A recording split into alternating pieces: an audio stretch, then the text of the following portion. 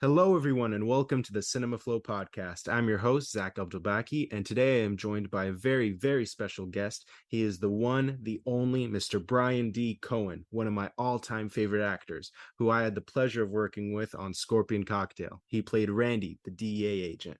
Brian, thanks for making the time to do this. Thank you. Great to be here. You're one of my all-time favorite directors. Not just saying that. That means so much coming from you. Part of why I wanted to have you on the show is because pretty soon someone out there is going to be making your Wikipedia page, and I don't want them to get anything wrong. So please set the record straight and tell everyone, where were you born and raised, and when did you first realize that you liked acting? Well, I hope you contribute to it or, maybe just write it on your own. I'm not sure how that stuff works. I'm old, but anyway, no, I appreciate that. So I am was born in Oakland, California and raised in Oakland, California, various sort of neighborhoods in that area. And kind of moved around a little bit, but mainly the East Bay and Oakland is where I did reside and still do for the most part. Although I do split my time between here and LA. Yeah, I was born in 1982. Was I supposed to say that? I don't know. I just said it. It was a good year. I'm sure the wine is probably pretty pricey from that year now. So, that's all I got. Yeah, and so when did you first realize you liked acting? Was it like kind of something from when you were a kid or later on? Yes, sorry, that was the other part of your question. Forgive me. No worries. I also want to preface, which I did on the other podcast that I did recently, which is that I have less brain cells than normal because I have a newborn. My thinking is not quite as clear. Forgive me. But I can still get off book and memorize my lines for all the producers and directors out there. Uh, I can and vouch for that. Can vouch for that. Yeah, well, there's a lot of improv, so that helped. Yeah, so as far as acting, I just felt like I gravitated towards entertainment from a young age. It helped that my stepbrother and my dad basically connected with my stepmom in 90, and I was 8 years old, and he was, I think, probably 12 or 13, and he was doing child modeling as well as I, and also trying to act, but we didn't really, we weren't in acting classes. I don't think we really knew what that was about. So yeah, we both had a taste of that world, and it was, quasi competitive, but also like, we were both just kind of just following the lead of what our parents suggested and also what we wanted to do, because obviously that sounds like a lot of fun, just going places and being on camera.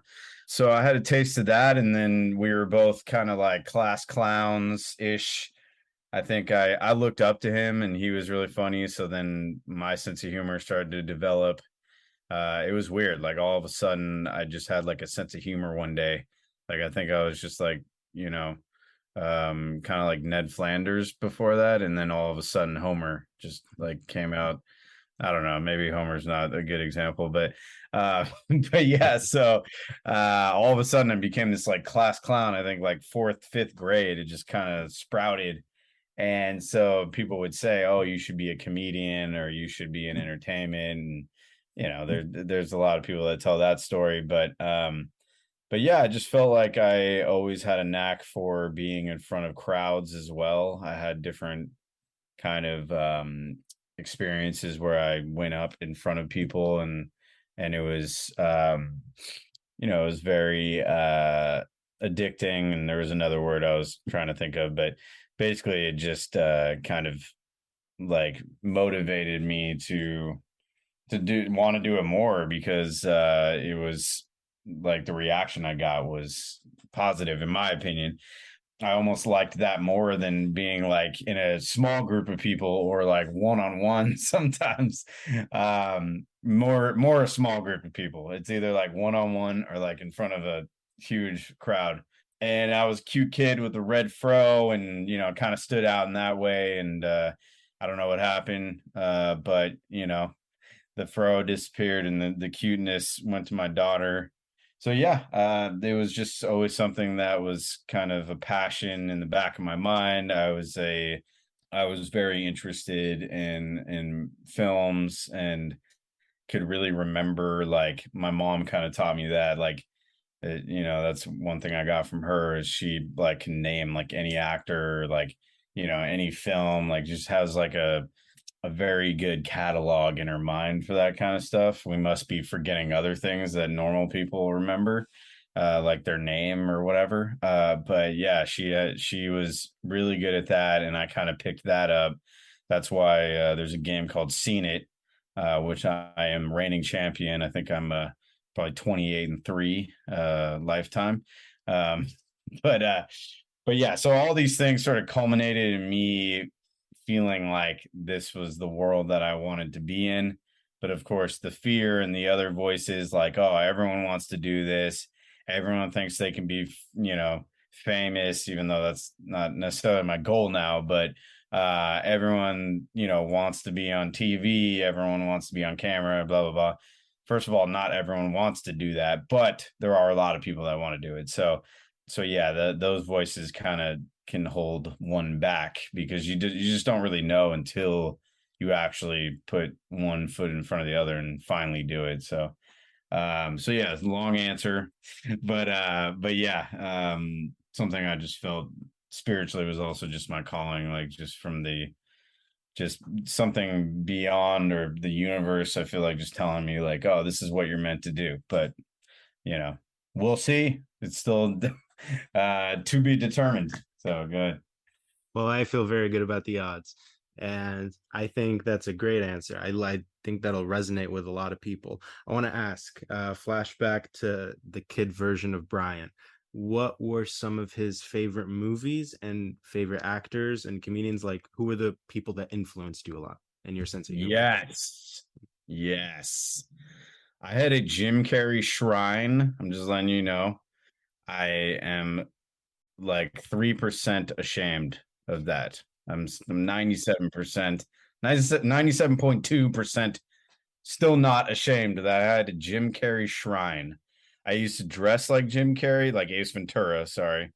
When I went to school, I would literally act like Jim Carrey. It was a little scary. It's just crazy how different he is and the world is now. But yeah, I wanted to be Ace Ventura. So that was one comedian, even though I don't really consider him a comedian anymore, but at that point he was, I guess, on some level, or yes, he was then. And yeah, Martin Lawrence, loved Martin Lawrence, Eddie Murphy. Yeah, like I loved Billy Crystal and sort of those classic, like, the Oscar hosts, and like, Robin Williams, and like they just all made me feel like really comfortable about the world. Like, I'm not gonna lie. And it just felt like home when I like watched those kinds of people perform, and it just made me feel like everything was okay, kind of thing. As far as movies, I did have a collection of VHS.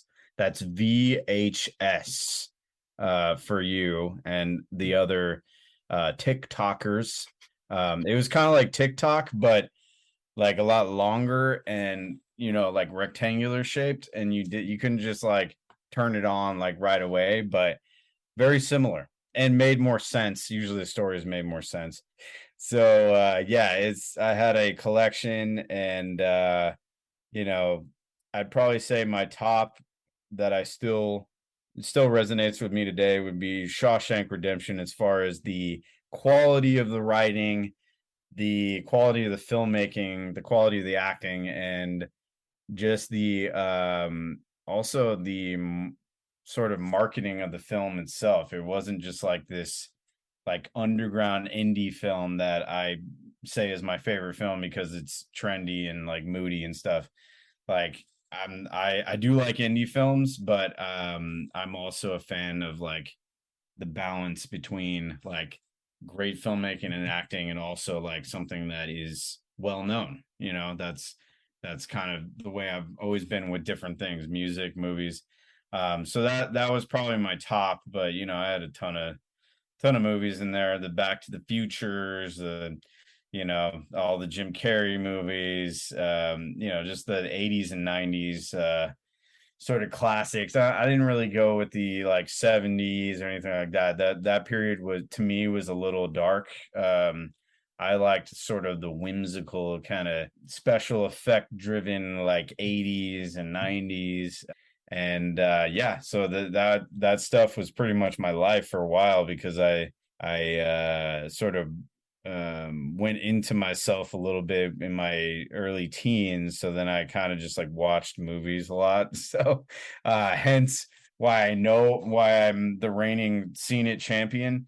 But yeah, the those movies still, I feel like, because I almost studied them also. So I think it really helped me to understand what, like, storytelling on some level, and like what makes sort of a good story and whatnot. But it also could have boxed me in, because there were certain types of movies, not as artsy, like all these different things. So when I do get scripts like that, I may not understand them like other people, because that's not what I was sort of raised on, I guess you could say. And I think a lot of people don't talk about that, because they just assume like, oh, you go to a scene study class or script analysis class, and like you're going to understand every script. I don't agree with that. I think, you understand what resonates with you as a person and what you kind of like grew up with. And if you didn't really watch a lot of films growing up, then unfortunately you're probably at a disadvantage as an actor. But I didn't see a lot of theater growing up, so I definitely feel like possibly I'm at a disadvantage with that. But I appreciate the theater, and I would love to, as I get older, dive into that more, with multiple kids. We'll see how that happens. But yeah.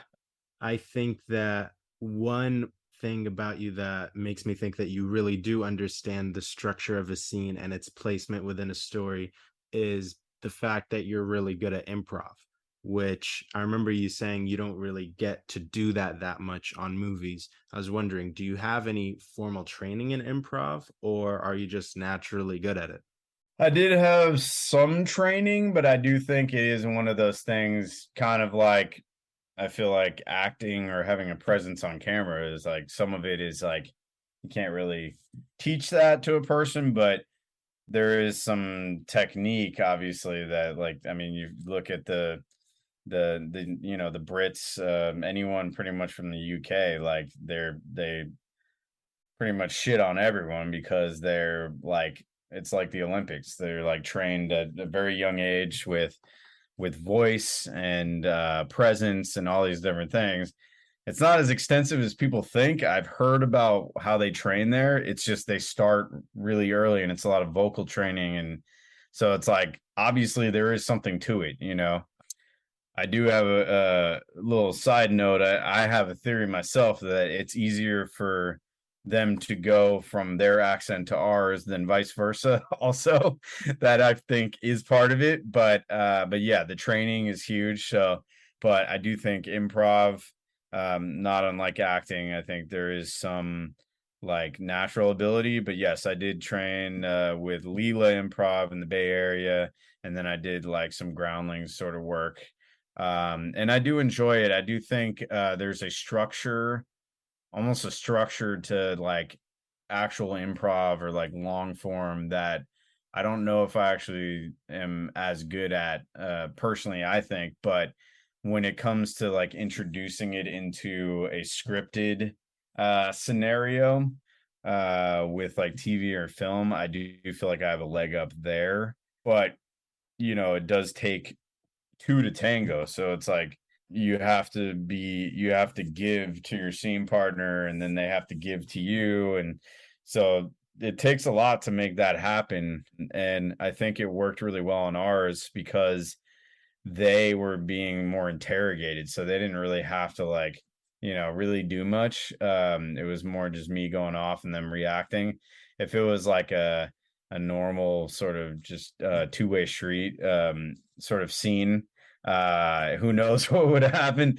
But either way, it was great. Like everyone was awesome on that, and it was definitely one of the most fun experiences I've had on set. So, but yeah, I hope to do more improv. I think comedy nowadays is a little harder to come by, which we talked about, and so I think that's really where people are doing those types of things, or traditionally.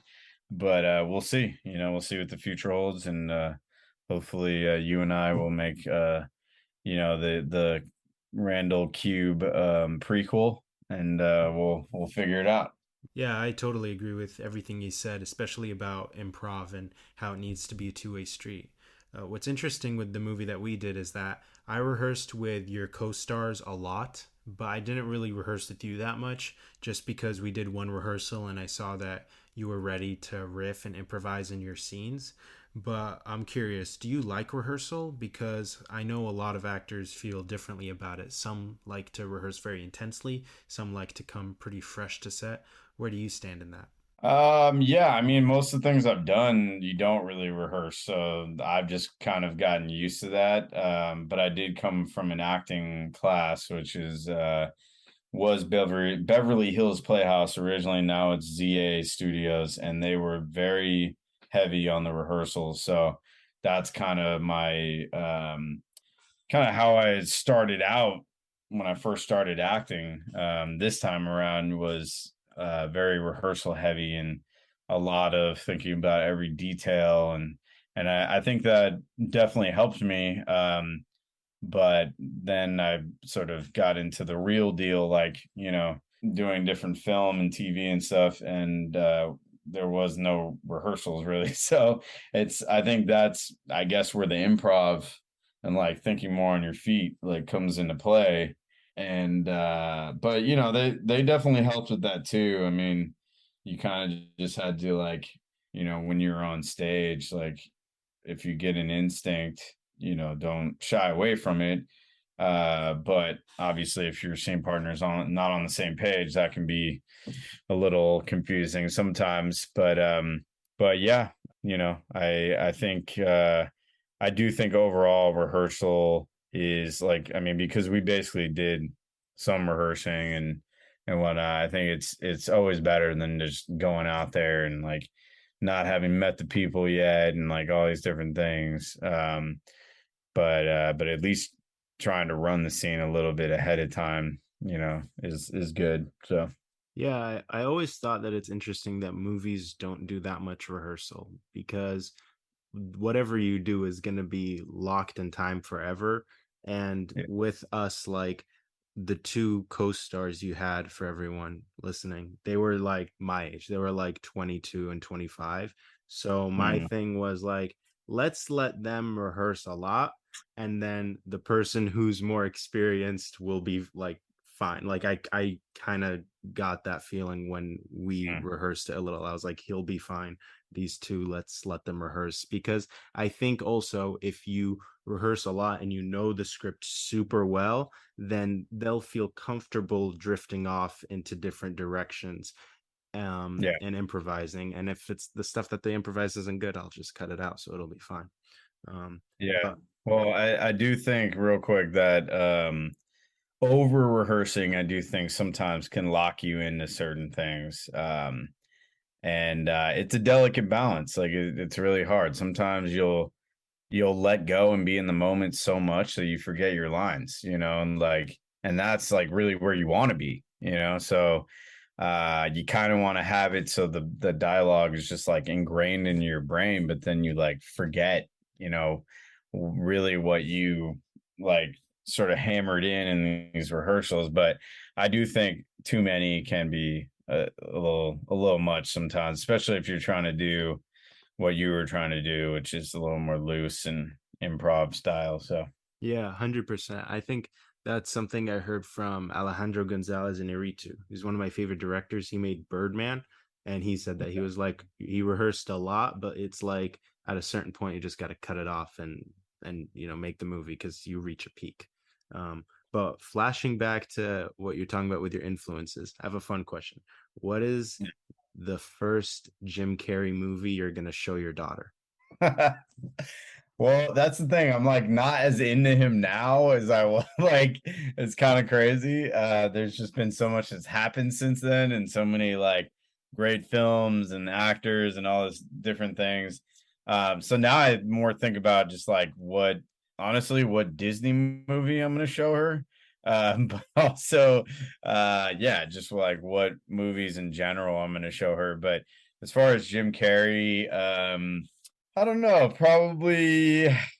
I mean, I still think I watched Dumb and Dumber again for like the first time in a while, and I was just like, this movie is just like just flows so well, and it's just like, and the acting is so good. Like I know it's like comedy, and people are just like, oh, it's comedies this and that, and it's not always deep, but yeah, there was like a depth to that movie. I feel like that was that you could tell like Jim Carrey was obviously an actor as well. He wasn't just a comedian, but yeah, that probably that might be one of them. I don't know. Now I'm like, should I show her that? Maybe Liar Liar. That's a little more like cookie cutter, like family kind of movie.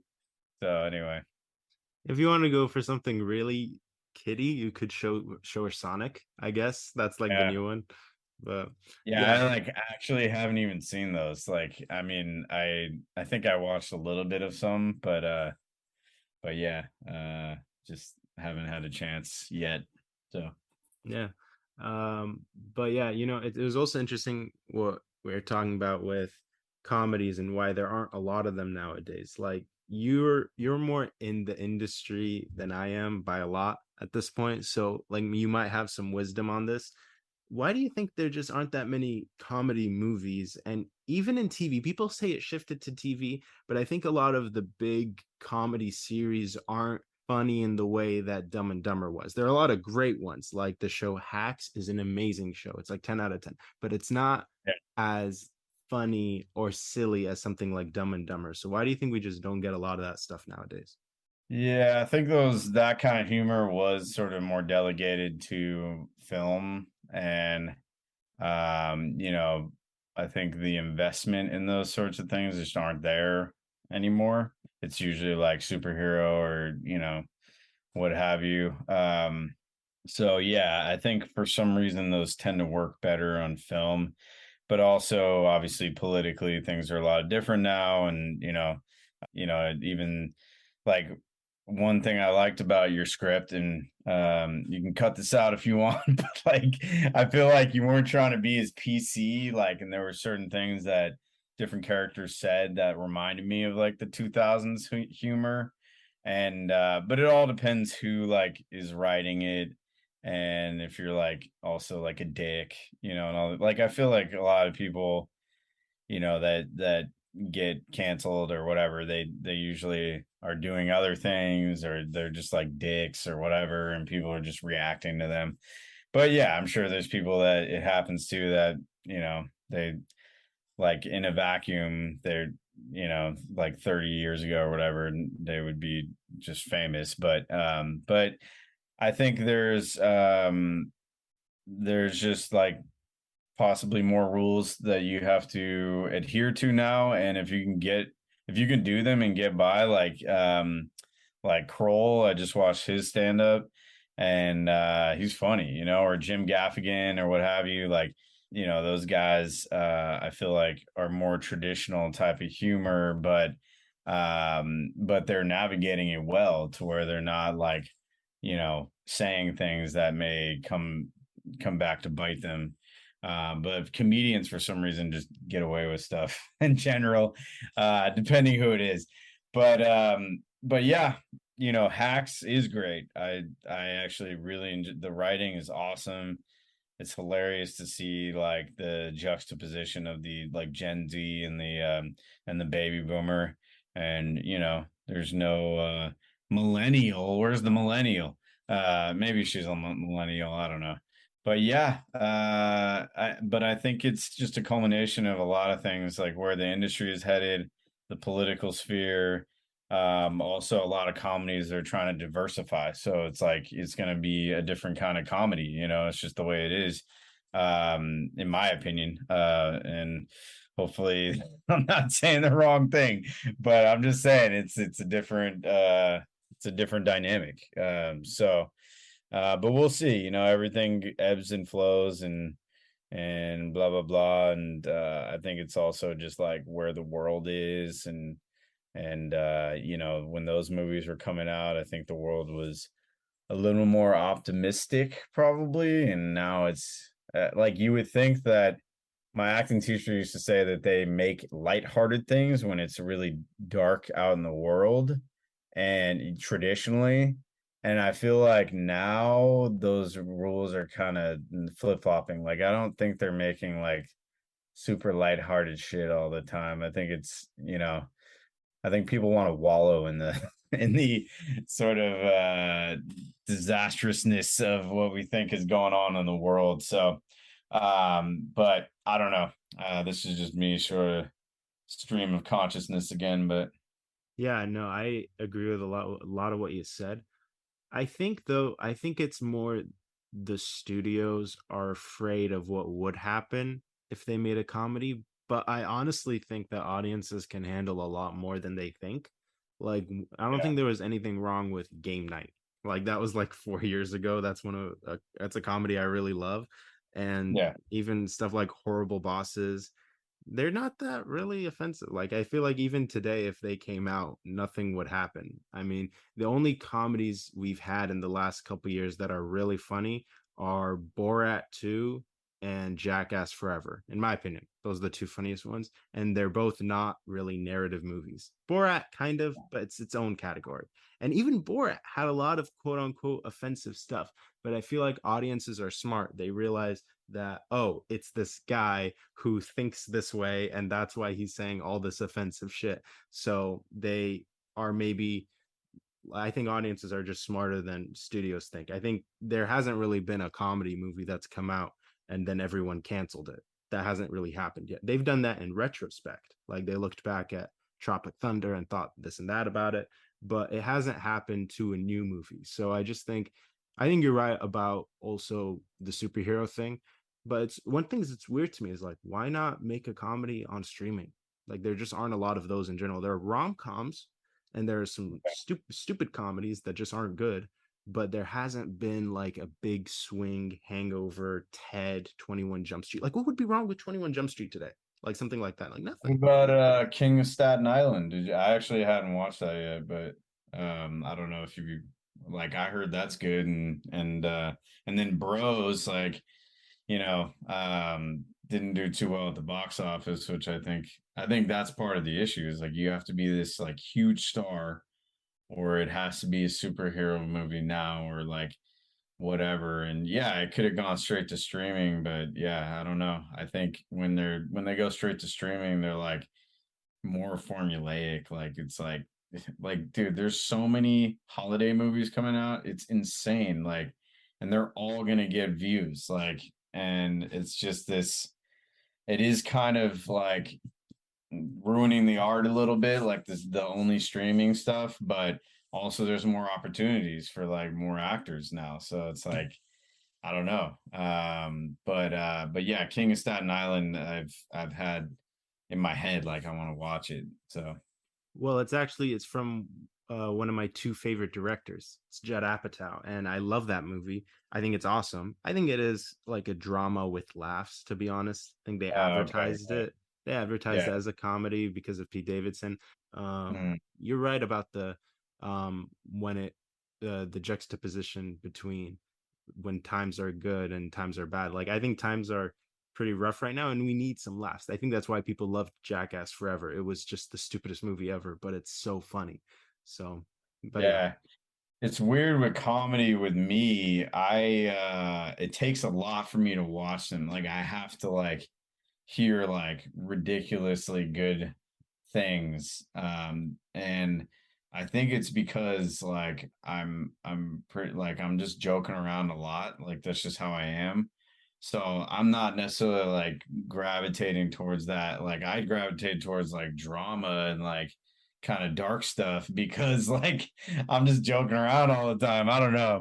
Like that's just my I've thought about it. I'm like, why do I like resist comedies sometimes? I don't know why, but yeah, I definitely watched like all the classic, 2000s like Wedding Crashers and all that stuff.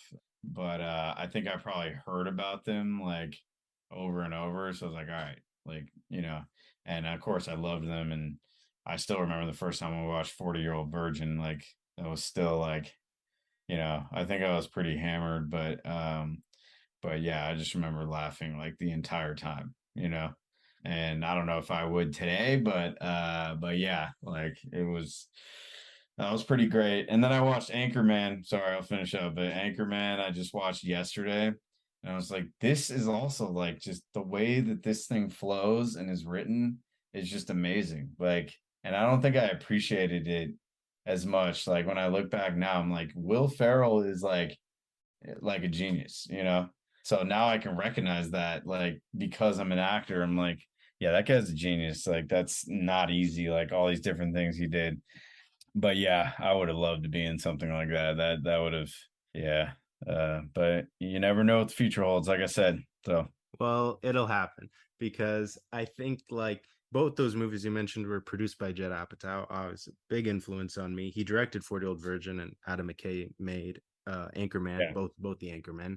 And one of the things that I love about Judd's movies is a lot of those actors you see in those movies when they show up for the first time, like Steve Carell in 40 Year Old Virgin, it's like you watch this actor, and the reason why this movie is so good as their first one is because you don't know what they're going to do next because they're this new fresh voice. That's how I felt watching Zach Galifianakis in The Hangover. He brought this yeah, new fresh humor to the stage that yeah, was just so iconic and rewatchable. And that's kind of how I yeah. felt watching you during Scorpion. Like not to compare you, but like I really do think that. So I think I directors just need appreciate to, that.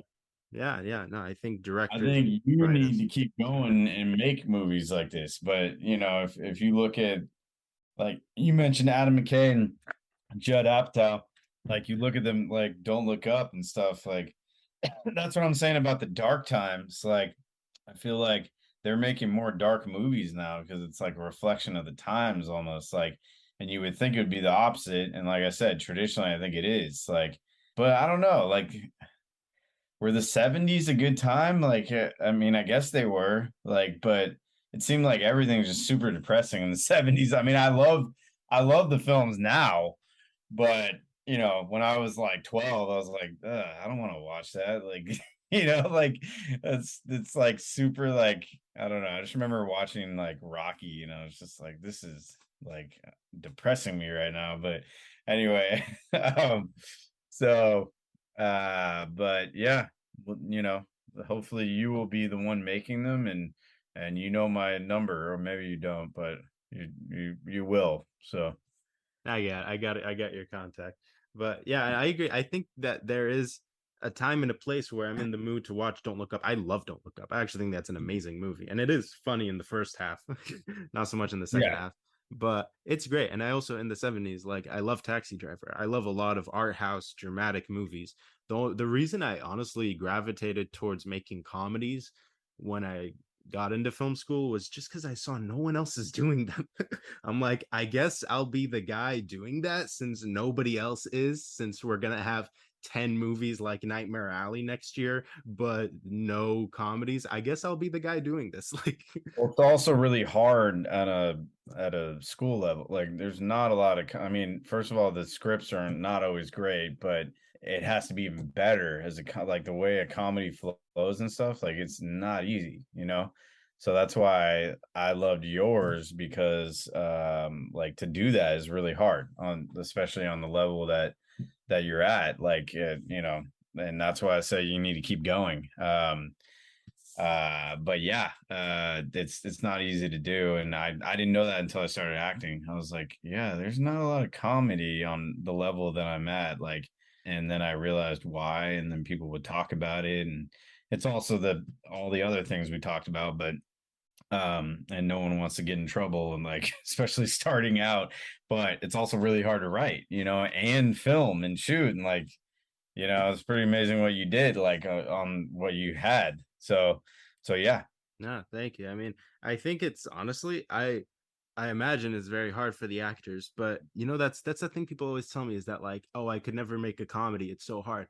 I really don't find it that hard.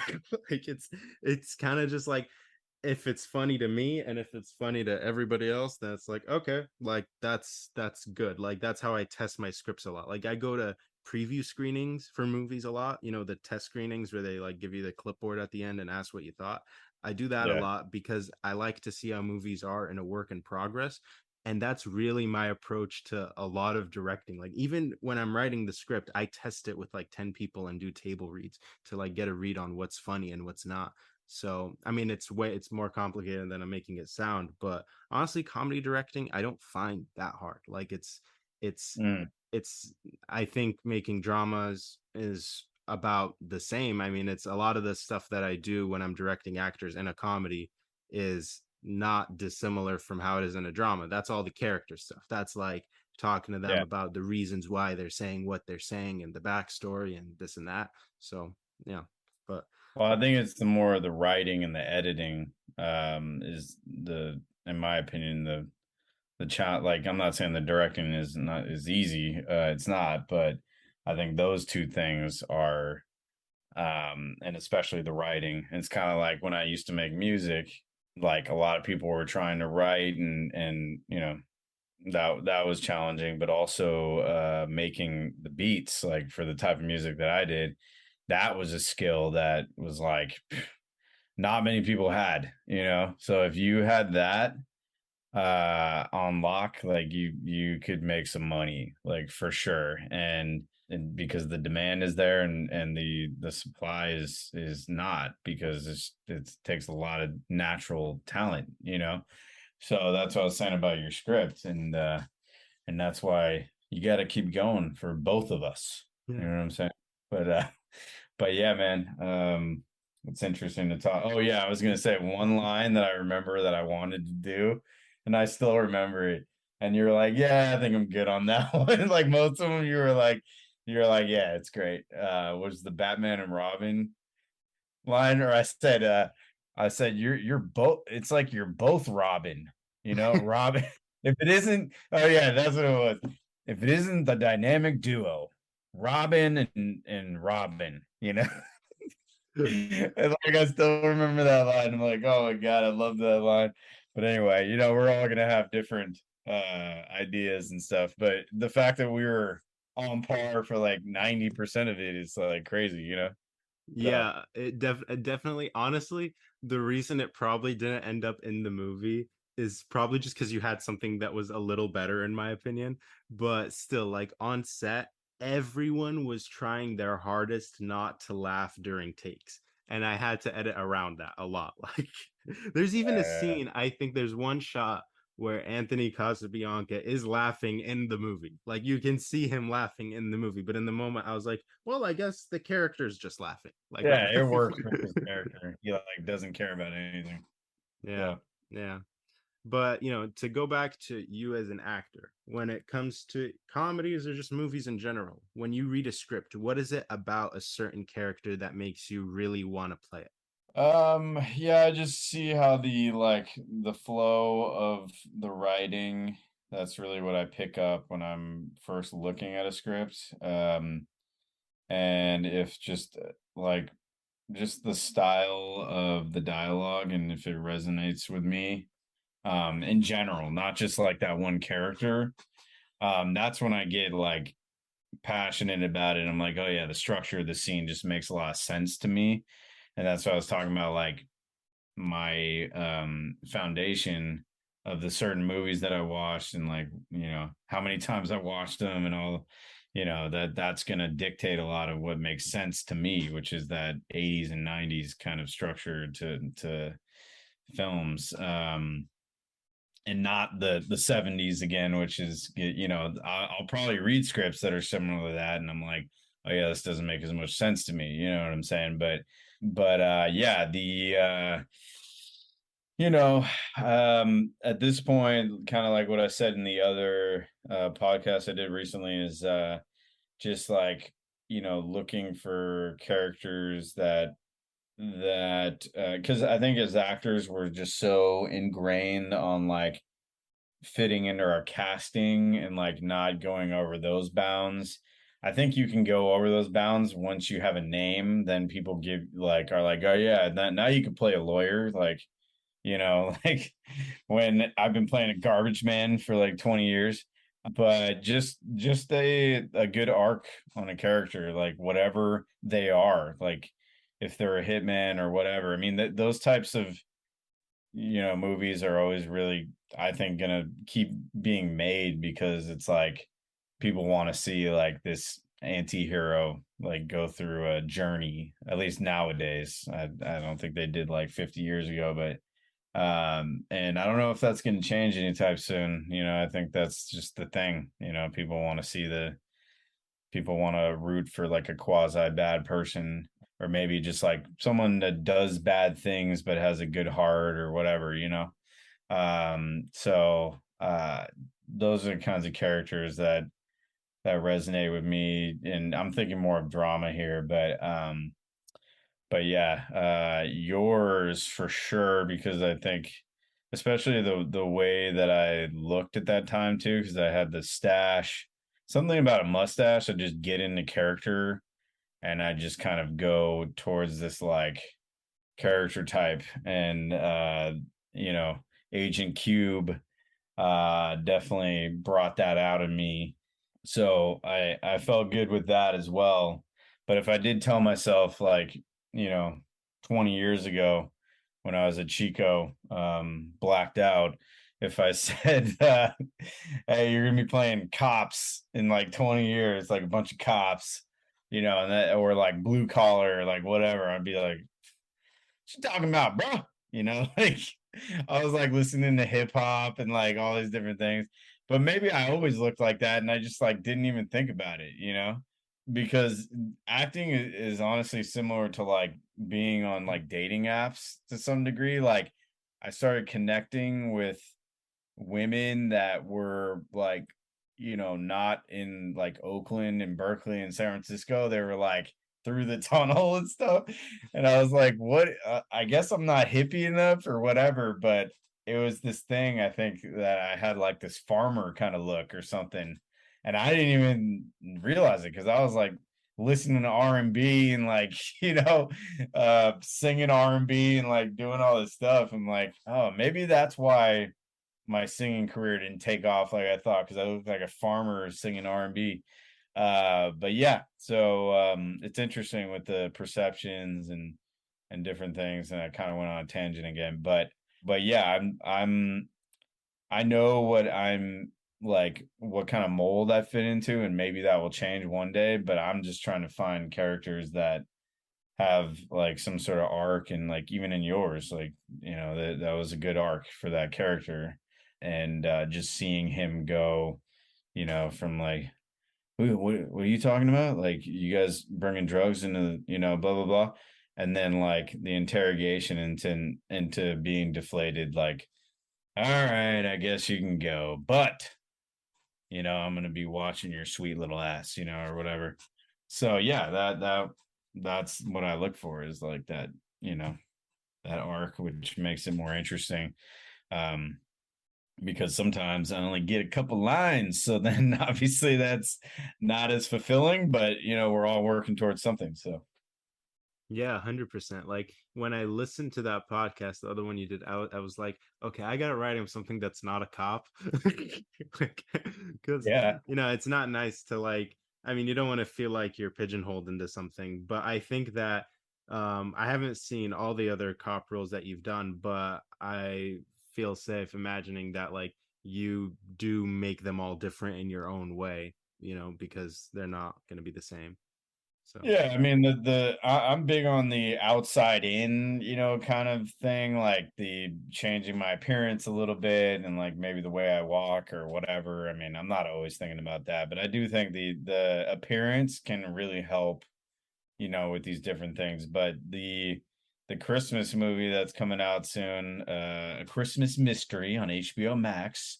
That was a character that I was like, I was surprised when they, I'm not gonna lie, when they were like, you booked it and then they didn't want me to shave and I just had a beard and I was like just this like kind of teddy bear in like the 1930s and worked at a coal mine and stuff. And I was like, oh wow, this is gonna be really good for, my reel if I like the footage. Because it's just totally different. And I was just like so flabbergasted, but obviously I did something in my tape that they liked. So, but it was fun. It was a lot of fun. So yeah, I do think I have a lot of range, but I think everyone thinks that, but also the look is part of it. And, like there's things that work with my look that I still haven't done, like a boxer, even though I'm, probably need to lose a couple of LBs for that one, but just different sort of characters that I want to play and I just haven't had a chance to yet. Beyond the like artist or like lawyer or like the nerd, like sometimes I'll get those, but for the most part, it's not my usual. So Well, I'm very excited for Christmas Mystery. For the HBO Max people listening out there, I am subscribing just for that. So that is damn. this was a good investment for you guys. But who do you say you play? It was a coal miner, or is that what you said? Yeah, it's so basically it's a story about I'm in a flashback and I'm a father and my son basically finds these like sort of magic bells. I think they're like sleigh bells, yeah. So they're like on a tree outside. He finds them and they're like magic. And I'm like, son, he like tells me about him. And then he's like, I saw the sleigh bells. And I'm like, don't you talk back to me. No. I'm like, it's the 30s, man. They did that back then. No, I'm just like, I don't really believe him, but then something happens, and I'm like, oh my God, it's a miracle. Like some miracle happens. I think the coal mine is like reopened or something. So yeah, I'm the beginning. I think it's the very beginning of the movie because they're showing that, and then it cuts to present day and actually the lead, her name's Violet. She is like doing some pretty big stuff. I just checked her IMDb lately and I'm like, damn, okay, she's doing it. So I think she's in some Peacock movie that's coming, like thriller. It's coming out soon. So and I'm sorry I'm blanking on her last name. My daughter's name's Violet, so I'm getting those mixed up. Forgive me, Violet. So Violet McGraw. There you go. I got it. So yeah, I'll be at the beginning, and then you can decide if you want to watch the rest. Yeah. What's interesting is that do you remember Ben Clark, the guy who was one of your border guards, like one of the two border guards that was like your I backup? loved all those guards, by the way. Those Yeah. guys were so funny. Like they're like one of the parts that I still laugh at when I watch it. Like, just the different improv they did too. But anyway, yeah, good.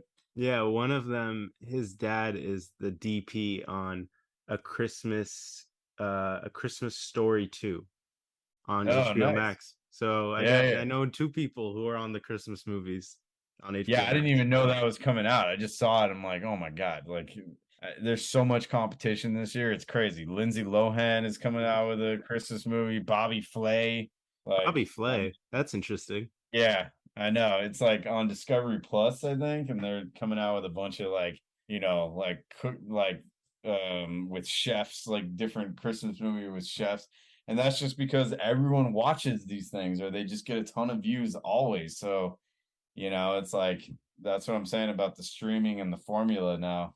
And it can sort of like mitigate the risk taking, which is unfortunate, but it also gives people more opportunities, more if there's more film coming out, So That is one benefit to streaming, I think, is that they really are just churning out movie after movie after movie. Now they're all cutting back down, but at least there's a lot uh, of jobs.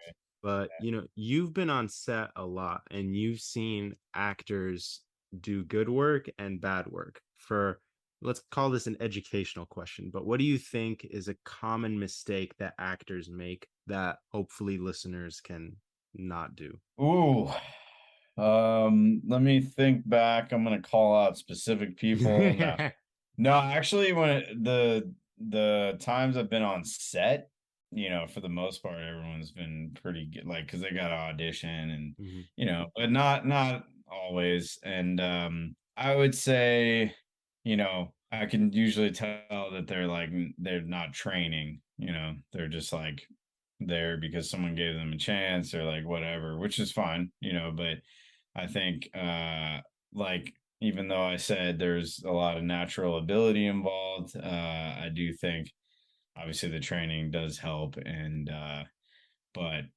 but not everyone has the natural ability. There may be many reasons why people are in different roles. Obviously aesthetics have a lot to do with it, so that's part of it. But yeah, and I would say like just not trusting that their like instincts and really just like putting themselves in the scenario, like kind of just like glossing over it and just being like, all right, I'm just gonna act like this and do this. Like it's like if you're really diving into this shit, like it's not easy, and you're like, it's so much mental energy that's expounded on it. And I mean, you look at these people that do the I'm blanking on it right now, but um the method acting, forgive me. There's the newborn stuff. That's like another level. I mean, I think good actors personally like do some sort of version of that when they're preparing for a scene, or at least I do. I mean, I have to put myself in the circumstances and feel what these people are feeling, and it's not always fun, or it's exhausting, or it's not easy. So it's like if you're just trying to get by and be like, oh, this is easy, like this is, I just want to get paid or just be on camera or whatever, like be famous. I don't think the career is always going to be as fruitful or long lasting, but you never know. Like if you're business savvy, on top of that, then you can do whatever, and people want to see you, and then it doesn't matter, like fortunately or unfortunately. And but you got to have something if you're just trying to like skate by and be like, oh, it's gonna be like basically handed to me. I mean, it might be while you look good, but after that, possibly not. So I agree. I think that acting is a career that, if one is successful in it, it reaps a lot of benefits. They get to be a star, they get to go on the premiere, they get millions and millions of dollars. But I do think it's very hard work. Like it is, that's what I tell people. Like if you're gonna do it, and people always say, if you're gonna do it, you should love it. And people think they love it, and then they actually do it. And then some of them don't. Like that's just the yeah. reality. And same goes for directing. Like I feel like I saw a lot of people go into film school really bright-eyed and bushy-tailed, ready to do it, and then they actually didn't love the work. And even for me, there are aspects of the work I don't enjoy, but the results are just so satisfying to me that I'm like, I mean, in terms of directing, that's like, it makes it all worth it. It really does. And I'm sure it's the same for you.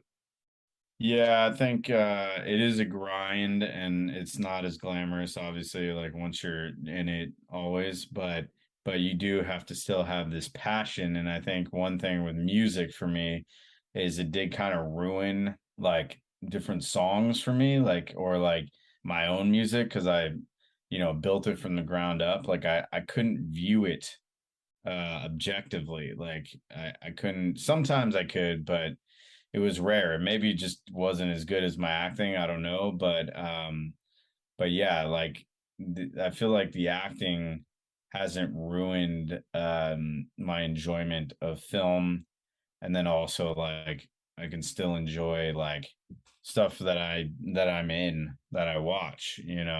I mean, of course, our minds fuck with us, but yeah, I think that's cool that I can still enjoy it and be passionate about it as a consumer or a viewer, and I'm doing it. But of course, people who have been in multiple shows and doing it for like 20 years and all these different things, they may be like, yeah, I'm not as into it as I used to be. So who knows? We'll see. But I've noticed that about it. So I think it's like keeping that perspective alive and your passion for like why we got into this. Like I was talking about Shawshank Redemption, like I think someone told me to go back and watch like a movie that made me want to get into this business to remind me, why I'm doing this, because there are some really hard. I mean, it's mostly hard. It's a lot of rejection. It's a lot of work. It's a lot of fear. There's a lot of behind the scenes stuff that I don't love doing. That definitely been slacking on lately. As far as networking things, like sending emails to different casting directors and things like that, but I also don't think that stuff really works for me personally. I think it can work for others, but I just like to do the work and then see what happens. I don't know if that's the best way to do it, but anyway, I'll stop there. One thing I did when I was in high school is I got really obsessed with Masterclass. I'm sure you've gotten those ads where it's like celebrities Yeah. teaching acting or directing and or lots of different stuff. And I took Steve Martin's class when I was like in 11th grade. And the first thing he said was that so many people go up to him and ask him, how do they get an agent? How do they get a manager? How do they get this, that? How do they get cast and stuff? And he said, nobody ever asks me, how can I be good? And I think that really speaks a lot about people who are coming into the industry, is that they're so obsessed with the connections. Because I mean, at least in my experience, that's all I hear from my parents is like, how, are you getting connections? Like all throughout film school, they kept asking like, who do you know now? And I'm like, Yeah. shouldn't you be asking like, how good is my next movie going to be? Like, isn't that the most important thing? I know that both are important, but Steve Martin said that um, it's going to be a really important moment when you first get your opportunity to do a job. But if you don't do that job well, then you're not going to get another job. So I think that people really, it's like such an obvious thing to say is like focus on being good. But I think that if you're in LA and you're a social person and you put yourself out there and do the things that people say that you need to do to get jobs, you will eventually get an opportunity. You just have to be so good when you do that opportunity that they will hire you back and that they can't ignore you. Yeah. Yeah. Yeah, it's true. And you just, I mean, I know for a fact that most people didn't think that I would be able to do this. Like I know because of their reactions to it. And now there's less people that think that, because I just stepped into it. I did what I was told to do.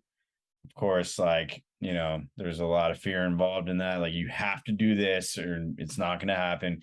And then I just learned over time, like, what works for me and blah, blah, blah. But yeah, I mean, it is very true. There's a lot of like mediocre stuff out there that people are like, oh, I just don't have the connections for it. And then they may meet someone, but then it's like they watched it and they're like, like they're not going to do anything for you because they just don't think that it's there. But I do think it's a balance. Because I've known also people that just like, all right, I'm just gonna make this thing and it may be good, but if they don't have a plan to like get it out there, then who's gonna see it. So yeah, it's always a balance. But I think for me, like, I don't know if the networking, like, or like always trying to like weasel my way in with the right people kind of thing is gonna work for me. I think I'm just gonna keep like trying to book stuff and hopefully I book the right thing and I, like you said, perform to the best of my ability that day or that, however long I would be on set, and then something happens, I think. But a lot of people would say, that's because there's a lot of people that just make their own stuff and they keep grinding and grinding and then they it finally happens for them. But so Yeah. And another thing is that like with this industry, I think that if you form good relationships with, well, at least for actors, if they form good relationships with directors, then they keep them on and then they give them more opportunities in the future. So you just gotta like really outshine everybody else and be so good that they can't ignore you. I mean, like, I think you're gonna be in like every movie I do, and Anthony Casabianca and lots of other people. So I think Mm, that's also part of it. I mean, that's literally like what happened with De Niro and Martin Scorsese. So, but what is yeah. your advice for up and coming actors, if any? I would say this is sort of similar to what I was talking about in the other, which is that you have to, you have to sort of take that leap, and you have to, there are certain rules that you have to adhere by, like getting headshots and like getting into training and getting on casting sites and all these different things, and then try and do like pretty much whatever you can, like when you're starting out. Like if you're already being selective and you haven't really even started yet, you might be really good, but I just feel like there's a lot of people that are too selective, and then you're not getting on set, you're not meeting people, because that is the true network, is meeting people on set and like, being like, oh, I liked that guy and blah, blah, blah, instead of like, trying to do it a different way, at least in my opinion. Do what you can, and get some footage, and show people what you've done, and show up and do good work, and don't try and gloss over this stuff, or put too much on your plate, because I think a lot of people do that. Like we have to concentrate if we're really doing this thing. Like it takes up a lot of energy, and I know people have to have other jobs and whatnot, and I've been lucky that I haven't had to have one for a little bit. I may have to again soon, but it takes up a lot of energy, and if you're not like focused on it like that, I mean, it's been hard for me lately because I've most of my energy has been on my baby. But if your energy is not focused on it like that, then in my opinion, it's not going to serve you. So Yeah. Before we wrap this up, can I ask you some rapid fire questions? yes, okay. Awesome. What is one movie you love from your childhood that you wish you could have been in? Pirates of the Caribbean. No, that was not the answer. Just kidding. Anchorman, like I said. Well, I wasn't really a kid then. I don't know. Hook. I'll say Hook. There you go. What is the best movie or best performance that you've seen from an actor in the last few years? Ooh, I mean, this isn't like few years, but I just always go to like Jared Leto and Matthew McConaughey and Dallas Buyers Club. That I was love probably, that. Yeah, that's a yeah, great movie. yeah, Yeah. that performance is ridiculous. But anyway, Who, Jared Leto pretty much in anything though. But yeah. mhm. Who is the number one actor or actress that you would like to work with? Wow. I need to think more about this, for sure. Um, I would say, yeah, I would say probably Andrew Garfield now. I mean, I honestly have not thought enough about this, so I appreciate you bringing this to my attention. I just admire like good work, and that guy is, one of the finer actors, and Jared Leto, of course, but yeah, I would definitely appreciate working with that guy at some point. And there's many more. I'm just Jonathan Majors too. That guy's legit. So Yeah, I loved Andrew and Tick Tick Boom. That was really phenomenal. yeah, Yeah. yeah, What about directors? Who is a director you love that you would like to be in one of their movies one day, yeah. aside from yours truly? Yeah. Well, I got my wish. So, but it needs to happen again. So yeah, I would say Christopher Nolan, top choice among others. I just love his style, and he just has a very unique style. Also, like Steve Soderbergh, David Fincher. Um, But that those are, yeah, I think that it's changing a lot now. So these are, I'm thinking of sort of more classic movies as well. But yeah, so Yeah, I could see you in a Cohen Brothers movie too, like one of their comedies. I think, yeah, or even one of the dramas. But I think like I could have seen you in like Hail Caesar. Would have been fun. there you go.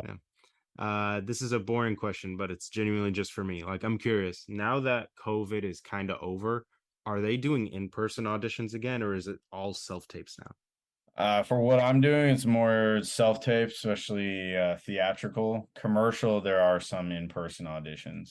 But I prefer taping, honestly. I mean, I do like being in the room, but it just saves so much time and money and all these different things. And I've just put a lot of time and effort into learning how to tape well. So I feel like taping is good, for me. But Well, lastly, this is just a question because a lot of the people who are going to listen to this podcast are up and coming directors. So, what do you think distinguishes a good director from a bad director? uh wow, yeah. I feel like I've worked with um a whole range, that's for sure. Um I would say like not like the biggest disconnect for me is when I really feel that I'm doing something and then a director comes to me and they're like, "Can you do more of this?" And I feel like I'm doing that exact thing. Like, and there's just a disconnect in like perception, and it's not really anyone's fault. But yeah, I've also been with different directors that are just like not really involved and are kind of like not very assertive and all these different things. So you got to take control and bring out, you know like, I think I saw Jonah. I heard Jonah Hill talk about working with Scorsese and how he got brought something out in him, and he didn't even like sit down and talk with him. He knew that he was super nervous, so he made everyone leave the set, and then they sat down with each other, and he just like read the newspaper, and they just sat there, and Jonah was just like, "What is going on?" And then they just kept sitting there, and then he was just like, "Are you good now?" And then he was like, "Yeah." And so, I mean, however you can communicate, like that is definitely a language in and of itself, is drawing these things out of actors in the right way and not letting them get in their head, because I've had a lot of people, I mean, that's on me too, but like certain things they say is just like you're like second guessing yourself, and then you're definitely not in the moment, you're all in your head. So that's not good either. So I think it takes a lot of diplomacy and careful verbiage, and just trying to find the right verbiage to bring what you need out in the scene. Well, with that said, I want to thank you so much for making the time to do this. I really appreciate it. I want to remind everyone out there to go watch A Christmas Mystery. Please let everyone know where they can follow you on all the socials and keep up to date with everything you got going on. I am on Instagram at Brian D Actor, BRIAN D as in dog actor. And don't add me on LinkedIn because not much is gonna happen. I'm not gonna give you my email, but yeah, like follow me on there and DM me, whatever. Let's talk about 90s movies or whatever you want to talk about. Or if you need an actor, of course. But Awesome. Well, I will put a link to that in the description as well as your info on IMDb and stuff like that.